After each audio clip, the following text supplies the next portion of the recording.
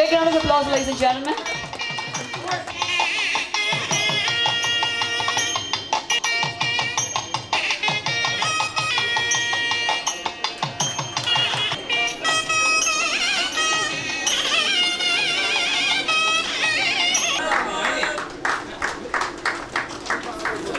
Next, we'd like to present the memento to Mr. Kalayarasan.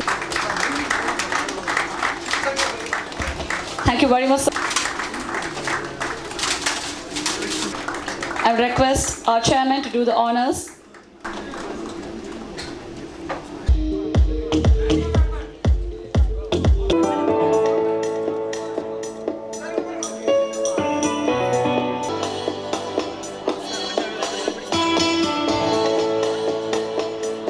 My name is Abdul Manan Mansoor. Now, let me tell you this. Malaysia is only 34 million people population. Yeah, 34 million people population. Our aviation industry last year produced 45 billion ringgit. That's almost 4% of the GDP. And the people employed by the industry is 450,000 people for a small nation of 34 million people. Now just imagine India with 1.4 billion people, yeah, and if they were to push the aviation industry to greater heights, the number of job employment opportunities will be just tremendous, guys. Yeah? And remember also that the facts, the aviation industry will also push up the other industry. And what is the other industry? That will be the tourism industry. Yeah? And the tourism industry will also boost up your hotel industry that you are now experiencing very well. So folks, the opportunities are there. Yeah? India is booming and going to become the second powerful nation in 10 years' time, whether we like it or not, or whether America likes it or not. This is a time to invest in the industry.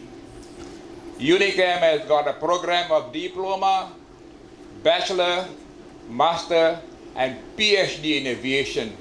So you can go up your ladder and become the outstanding personnel the aviation industry needs most.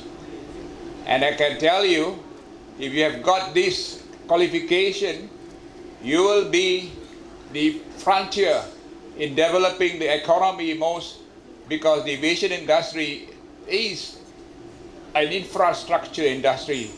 And if the infrastructure industry is growing well, the nation's economy will also grow well. That I can tell you.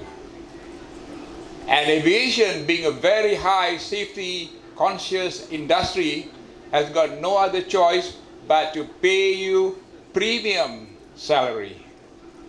Yeah? Premium salary.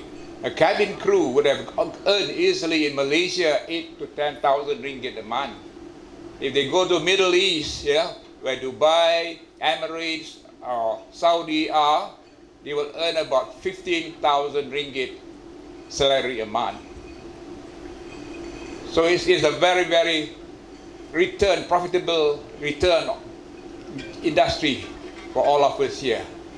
So my strong suggestion, join the industry, gain your knowledge in industry as fast as possible, and with the booming economy of the Asia Pacific, we will become the economic power in the 21st century. So இந்த மாதிரி வாரம் travel பண்ணிகிட்டு இருக்கோம். அந்த இண்டஸ்ட்ரியை பார்க்குறோம், ரொம்ப வேகமாக போய்கிட்டு இருக்கு.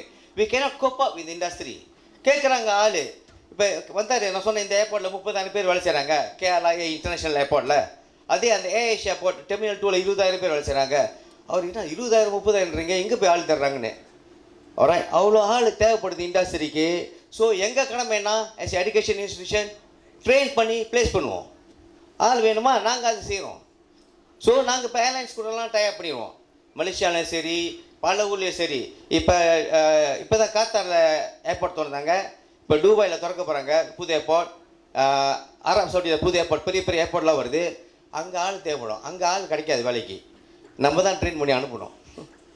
ஸோ இவ்வளோ வேலை வாய்ப்பு இருக்கிற ஒரு ஃபீல்டில் நம்ம ஏன் இறங்கி நம்ம மக்களுக்கு உதவி செய்யக்கூடாது? நம்ம இளைஞர்களுக்கு ஏன் இந்த வாய்ப்பு நம்ம தேடி கொடுக்கக்கூடாது? இது நம்ம கடமை.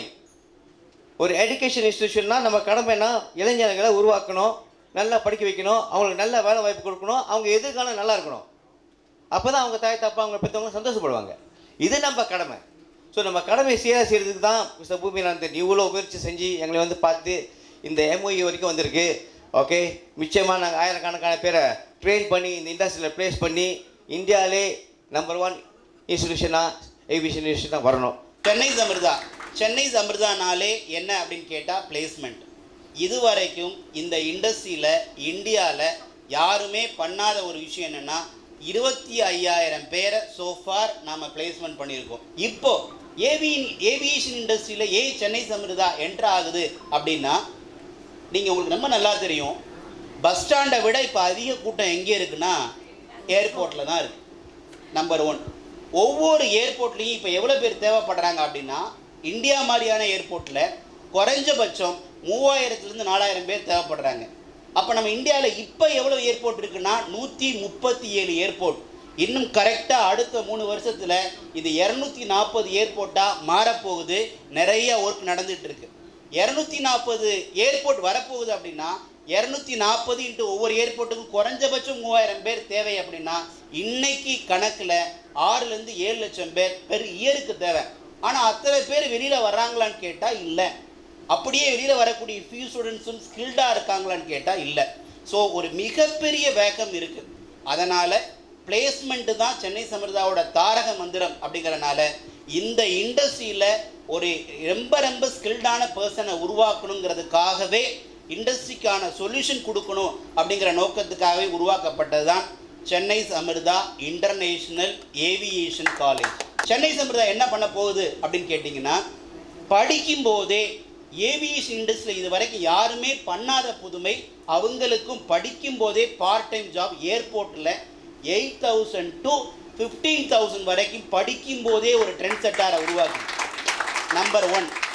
2வது, வெறும் தியரியாக சொல்லித்தராமல் ஒரு மினி ஏர்போர்ட்டில் என்னென்னலாம் இருக்குமோ அந்த இன்ஃப்ராஸ்ட்ரக்சர் நம்மளுடைய மவுண்ட் ரோடு கேம்பஸில் 40,000 சதுர அடியில் ஹார்ட் ஆஃப் த சிட்டியில் ஸ்பென்சருக்கு ஆப்போசிட்டில் இருக்கக்கூடிய நம்மளுடைய கேம்பஸில் மினி ஏர்போர்ட் உருவாகிக்கிட்டு இருக்குது. ஸோ அதனால் லைவாக அவங்களால டீட்டெயில்டாக கற்றுக்க முடியும். இது 2வது, ப்ராக்டிக்கலாக கற்றுக்குறாங்க. 3வது விஷயம் என்ன அப்படின்னு கேட்டால், அவங்களுக்கு கிளாஸ் எடுக்க போகிறவங்களாம் யார் அப்படின்னு கேட்டால் கேப்டன் சார் மாதிரி, கேப்டன் சார் மூலமாக உருவாக்கின எக்ஸ்பர்ட் ஃபாரின்லேருந்து வந்து சொல்லித்தர போகிறாங்க. இதெல்லாம் ரொம்ப ரேர் காஸ்ட்லியான திங்ஸ்.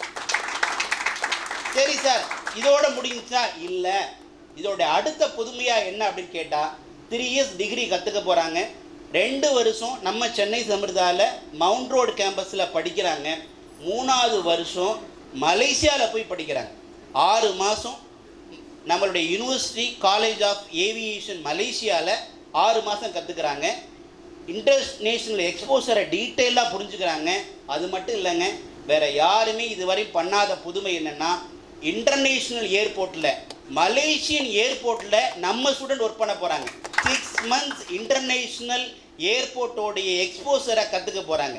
கொஞ்சம் இமேஜின் பண்ணி பாருங்கள், 6 மாதம் இன்டர்நேஷ்னலில் ஒர்க் பண்ணிட்டு வெளியில் வந்தாங்கன்னா அவங்களுடைய வேல்யூ, அவங்க கற்றுக்கிட்ட விதம், இது எல்லாமே வேறு லெவலில் இருக்கும். ஸோ கண்டிப்பாக சென்னை சமிர்தா ஸ்டூடெண்ட், ஏவியேஷனில் படிக்கிற சென்னை சமிர்தா ஸ்டூடெண்ட் இன்டர்நேஷ்னல் எக்ஸ்போசரோட வெளியில் வரும்போது பிளேஸ்மெண்ட் அப்படிங்கிறது ஒரு பெரிய விஷயமாகவே இருக்காது. ஒரு ஏவியேஷன் இண்டஸ்ட்ரியில் ஒரு மிகப்பெரிய ரெவல்யூஷனாக நம்ம மலேசியன் யூனிவர்சிட்டி காலேஜ் ஆஃப் ஏவியேஷனோட டைஅப்னால பசங்களுக்கு இன்டர்நேஷ்னல் எக்ஸ்போசரோட ஒரு மிகப்பெரிய வேலை வாய்ப்பு. சார் சொன்னாங்க, கேபின் க்ரூவோடைய சேல்ரி எவ்வளவு அப்படின்னு கேட்டால் கிட்டத்தட்ட 15,000 ரிங்கட். 15,000 ரிங்கட் அப்படின்னா அதனுடைய வேல்யூ கிட்டத்தட்ட 3 லட்சம் ரூபாய். கேபின் க்ரூவுக்கு படித்து முடிச்சுட்டு இன்டர்நேஷ்னல் எக்ஸ்போசர் இருந்தால் பெர் மந்த் 3 lakh rupees. இவ்வளோ பெரிய ஆப்பர்ச்சுனிட்டி கொட்டி கிடக்கு.